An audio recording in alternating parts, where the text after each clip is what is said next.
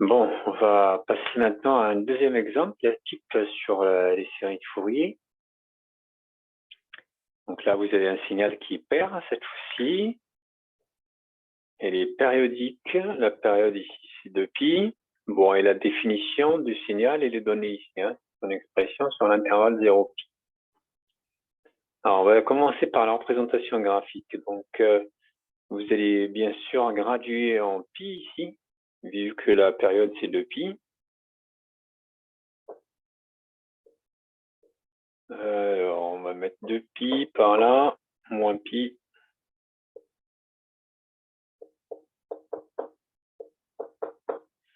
Alors ici, donc pour faire la représentation graphique de t, donc c'est un segment de droite. Vous pouvez faire un petit tableau de valeurs où vous mettez deux valeurs pour dans l'intervalle 0π.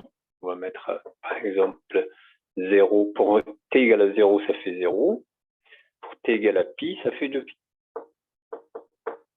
Donc mon segment de droite va passer par ce point-là. Bon, imaginons que pi par là, donc ça va passer aussi là. Alors, donc j'aurai ça sur l'intervalle 0π. Je sais que la fonction est paire, donc il y a une symétrie par rapport à l'axe des ordonnées. On va voir ça.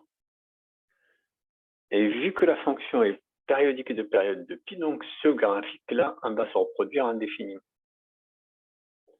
Voilà, vous pouvez le prolonger comme ça, et ainsi de suite.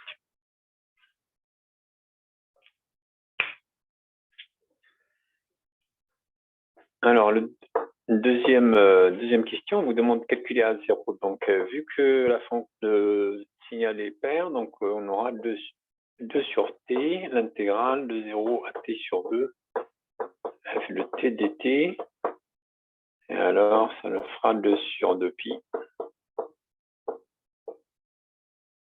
T sur 2, ce sera pi, donc 2t dt, et là on va simplifier par 2, et là je cherche la primitive de cette fonction qui est t carré, et donc on aura 1 sur pi, pi carré moins 0 au carré. Ça fait pi carré sur pi. Et en simplifiant par pi, on aura que 1, 0 égale à pi. Maintenant, on va passer à la troisième question. Là, on vous demande de Bn pour tout n. Donc, quand on pose la question comme ça, en général, c'est qu'on le déduit directement. Il n'y a pas besoin de faire des calculs. On va juste dire signal paire. Donc, le Bn va être égal à 0. Ça, c'est un résultat de la leçon. Pour tout n supérieur à 1. Aucun calcul à faire. Donc, dans le 4, c'est là où on va faire le calcul parce que Bn AN, cette fois-ci, ne sera pas toujours nul. Donc, on va d'abord calculer oméga 2π sur 2π, ce qui nous fera 1. Alors, donc, le AN sera 4 sur t cette fois-ci, l'intégrale de 0 à t sur 2, avec le cosinus n oméga t. Donc, on remplace chacun par sa valeur. C'était 4 sur 2π, l'intégrale de 0 à pi, 2t cos n oméga c'est 1, donc nt dt.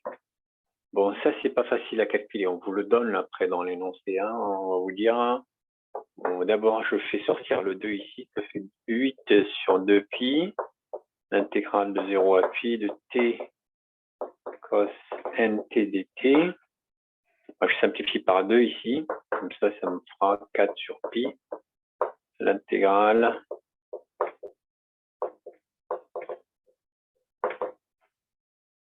voilà, ça c'est pas au programme, donc on vous dira dans l'énoncé que on vous donnera la valeur de cette intégrale.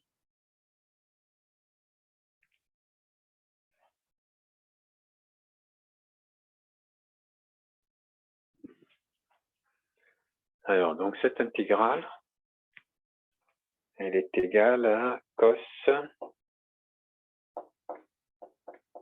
np-1 sur n carré. Donc tout ça, ce serait 4 sur pi fois ça, fois cette fraction-là. Bon, on ne va pas le laisser comme ça, on va essayer de l'écrire différemment. Donc je vais mettre 4 cos n pi, je rentre le 4 sur le numérateur, moins 4 sur pi n carré.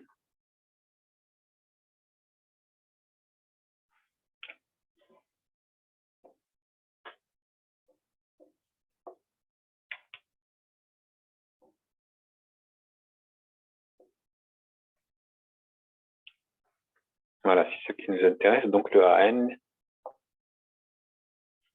est ici. On va garder sa valeur pour pouvoir remplir maintenant. Donc je vais pouvoir remplir avec les valeurs.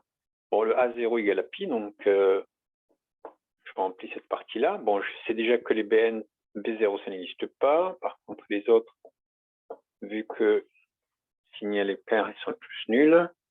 Alors, c'est n égale à 1. Donc, on aura ici cos pi, qui est égal à moins 1. Donc, ça fait moins 4. Donc, ça fait moins 8 sur pi.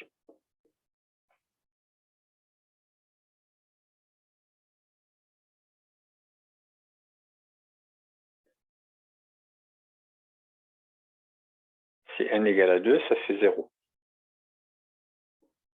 Chaque fois que c'est pair, vous allez trouver que c'est égal à 0. Et ici, puisque le cosinus de 2pi, ce sera 1. 4 moins 4, ça fait 0. Quand c'est impair, par contre, ce sera moins 8. Ce ne sera pas nul. Moins 8 sur 3pi. Et là, moins 8 sur 5pi. Bon, après, si vous faites les CN, ce sera la valeur. Bon, vu que les BN sont nuls, donc c'est 0, c'est pi. Ça, c'est la valeur absolue de celui-là. 0, 8 sur 3pi.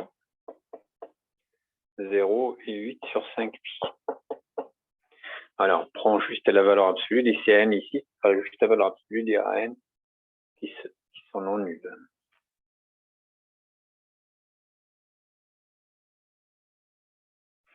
Bon, alors là, normalement, vous pouvez faire le spectre de ce signal-là, si jamais on vous le demande, en prenant les CN. La dernière question de l'exercice.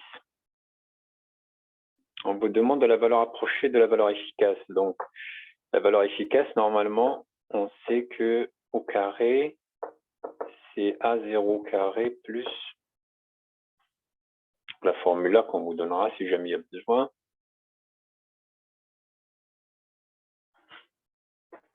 Un demi de la somme de n égale à 1 jusqu'à l'infini de an carré plus bn au carré.